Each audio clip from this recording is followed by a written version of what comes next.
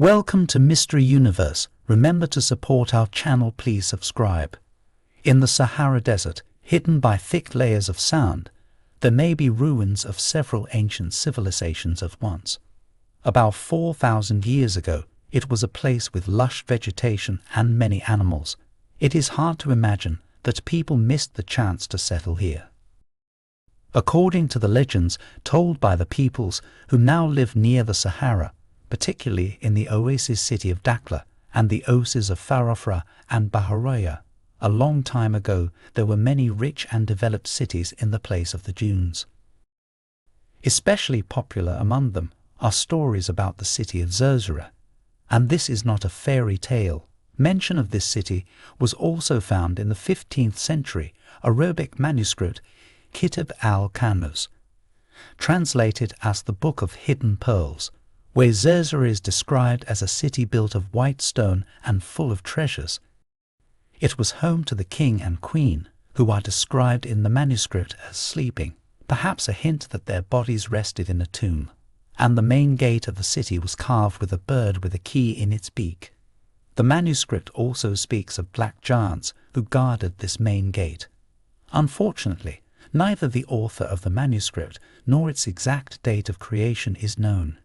In general, it is a collection of stories about the evil spirits that guard Egyptian treasures, and it describes spells that would help to scare these spirits away from the treasures. In the records of scribes from Benghazi, Libya, one finds a far more amazing story of how, in 1481, a camel caravan was traveling towards the oasis of Dakhla and was caught in a violent sandstorm. Everyone died except for a driver named Hamid Kayla. When the storm subsided and Kayla looked around, he did not recognize his surroundings. All the landmarks he knew were gone. Then a group of strange men with blonde hair and blue eyes appeared from somewhere. Instead of curved Arabian yataghans, they had straight swords. They took Kayla to their city of Zerzura, where there were luxurious white houses, palm trees, ponds and pools in which fair-skinned women and children bathed. The people of the city, whom Kayla called Zerzurans or El-Shuri, were kind to the chaser, but he did not understand their strange language. There were no mosques in the town, and the women wore no clothes to hide their faces, so Kayla assumed they were not Muslims. A few months later, Kayla found himself in Benghazi and told the Imna about the mysterious city of Zerzura.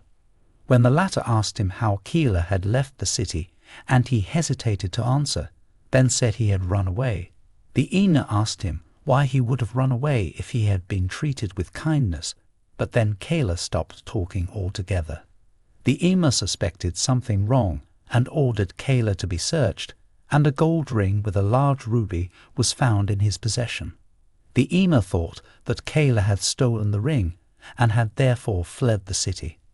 Under the threat of having his hands chopped off for stealing, the Imna ordered Kayla to be taken out into the desert to show him where the city of Zerzura was. He was unable to show the exact direction, and the Imna was unable to find the city. What became of Kayla is unknown. According to rumors, the gold ring was kept by the rulers of Libya in the following centuries and then fell into the hands of Muammar Gaddafi. It is said that the ring was studied by many experts, and they concluded that it was made by European craftsmen in the 12th century. Based on this, it was surmised that the strange fair-haired men seen by Kayla were descendants of early European crusaders who got lost in the desert on their way to or returning from Jerusalem. Either they found the city of Zerzura and settled there, or they built a new city on the site of the ruins. In 1835, the English Egyptologist John Gardner Wilkinson wrote a book called The Topography of Thebes and a General View of Egypt, which gives the account of a certain Arab who one day accidentally discovered the ruins of the city of Zerzura. Zerzura is only 2 or 3 days' journey west of Dakhla, beyond which is another Wadi valley, then a second, abounding in cattle, then Jibabo and Tezabo, and beyond these is the Wadi Rabina. Jibobo is inhabited by 2 tribes of blacks, the Cimetane, and the Ergesane. About 5 or 6 days' journey west of the road from El Hez to Farafra is another oasis called Wadi Zerzura, abounding in palm trees, springs, and a few ruins of uncertain date. The inhabitants are black people. According to this verbal description, it would seem that finding Zerzura would not be difficult, but the first extensive searches were not begun until the early 20th century. The search for Zerzura began in 1909, when explorer William Joseph Harding King traveled to the Sahara region. Along the way, he heard many legends about cities lost in the desert, overgrown with palm trees and olive groves. One day he dissected some carcasses of birds that had flown in from the southwest, where the sands were solid, and found olives in their stomachs.